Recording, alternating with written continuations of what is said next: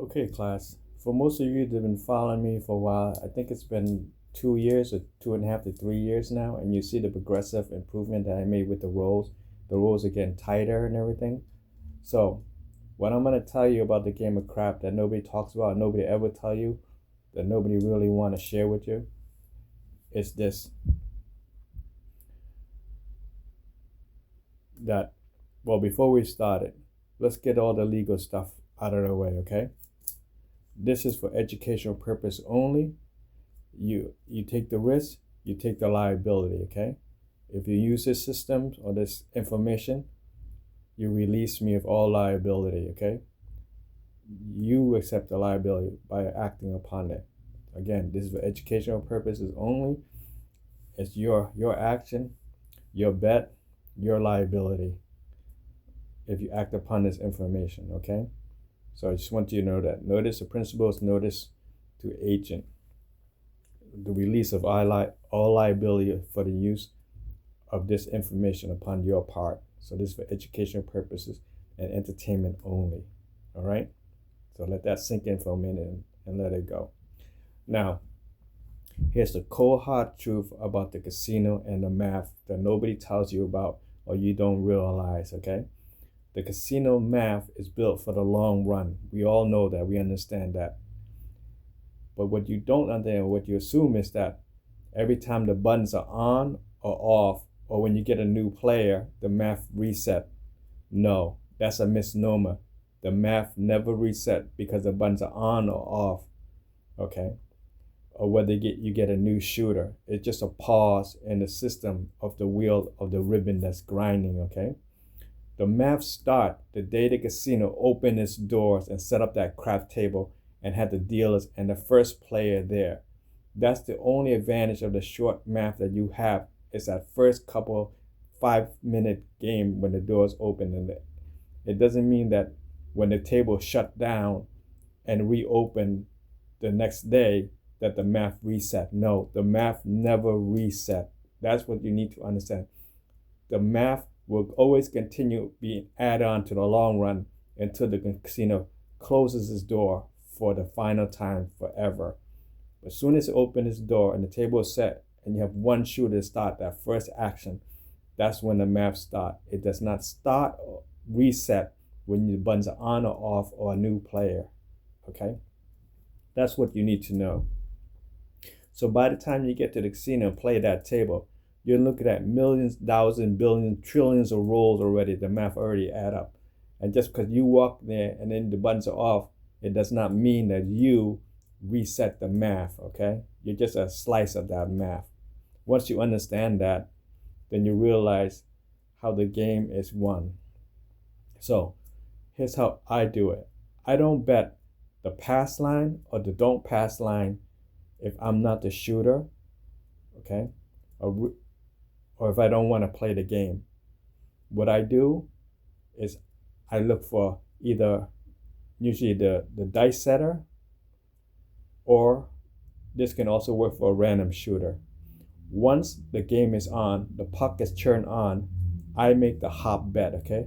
I hop the soft box number, which is soft 4, 3, 3 ones, 5, 6, 8, 9, soft 10, 6, 4. That's a $10 bet on a $10 table, right? Each unit gets one. Now, anybody can make one or two good roll, okay? The chances of making one or two good roll before the 7 shows up is about 90-95% chance, okay? When the buttons are on, you place a hop bet. Like I said, 1 unit each. If the table is $10, you already meet the table minimum. You bet 1 unit each is $10 total bet for $1 per these numbers. Once the roller makes one roll, you get paid $6 and they leave the $10 on the table.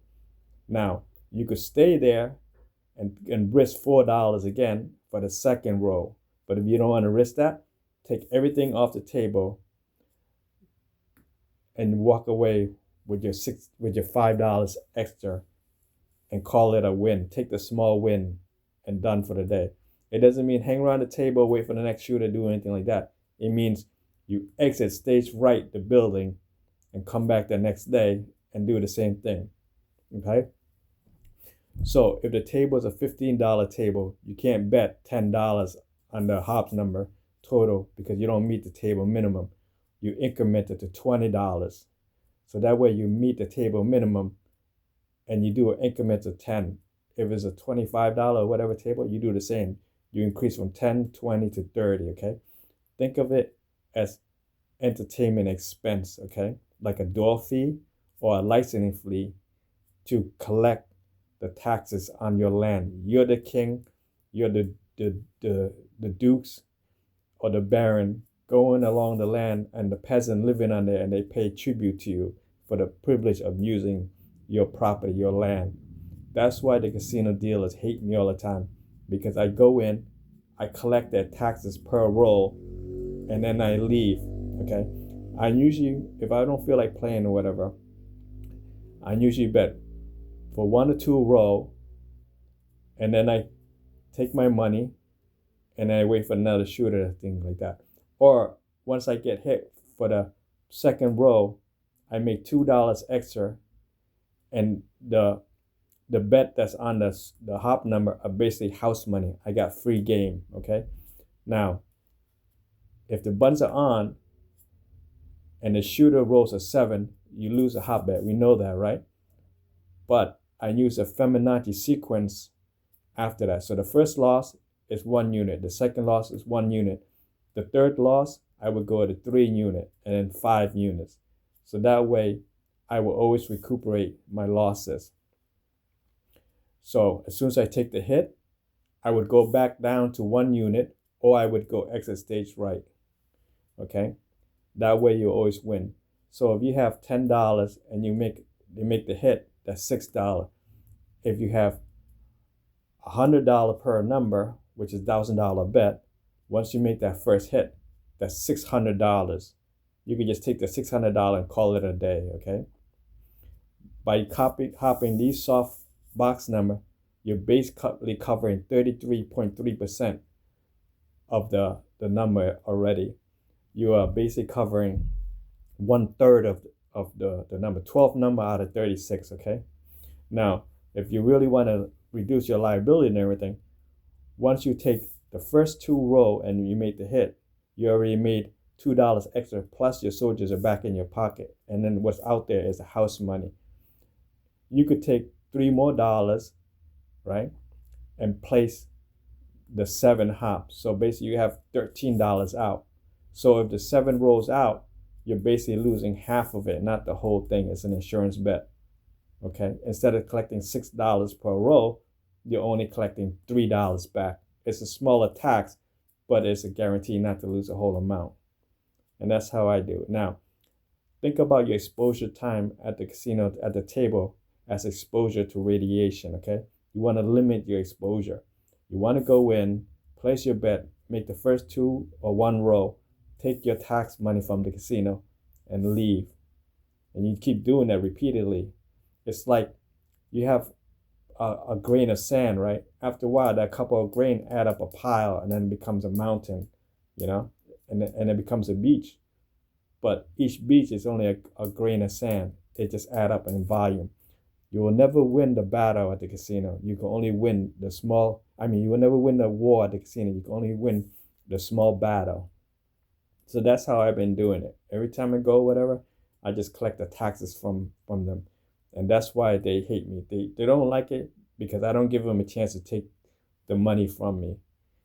And the dealer doesn't like to pay out because every time the dice roll, and especially if you get a dice set on a table, every time it rolls, the dealer is paying you $6 if you have $10 on minimum bet on the hops.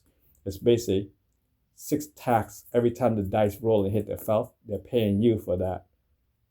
And that's how I've been doing. And that's the true math of the crap table casino. The math never reset. You will never have the short math. The math is built for the long run. And that's what you need to understand. Just to repeat, you cannot reset the math, not when the buttons are on or off or when you get a new shooter. That's just a slice, a part of the whole machine gear grinding, okay? You're basically putting your finger when the gears are still spinning and pulling it out before the gear crush your finger. But eventually, if you stay there long enough, the gear will catch up to you. It will crush your finger.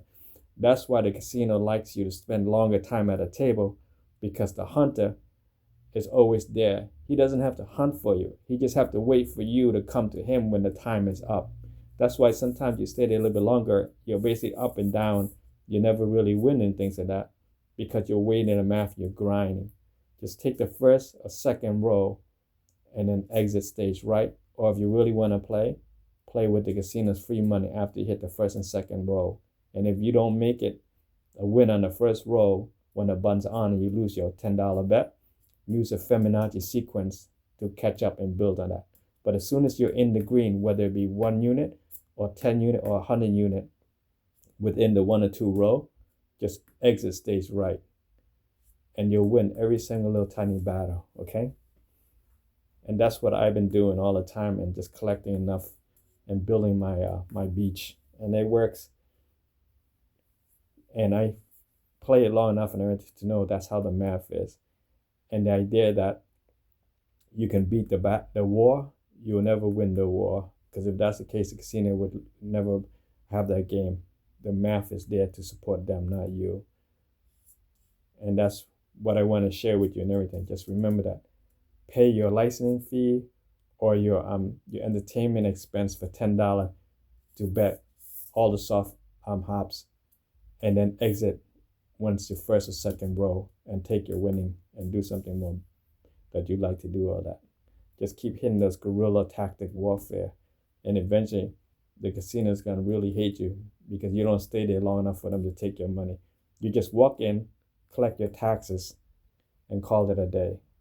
Okay? I hope that helps. Take care.